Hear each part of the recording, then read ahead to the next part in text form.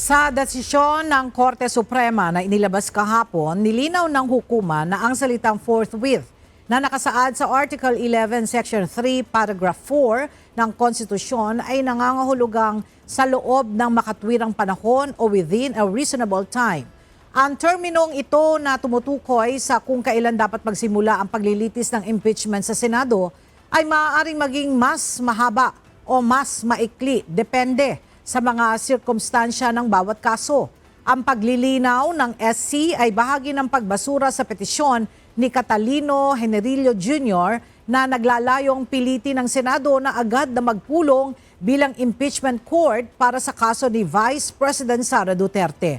Ayon sa Korte, bagaman may itinakdang bilang ng mga araw ang konstitusyon para umaksyon ang House of Representatives, walang tiyak na time frame na ibinigay para sa pagsisimula ng trial sa Senado. Dahil dito, ang pagtatakda ng oras para sa paglilitis ay nasa ilalim ng diskresyon ng Senado upang makagawa sila ng mga kinakailangang paghahanda.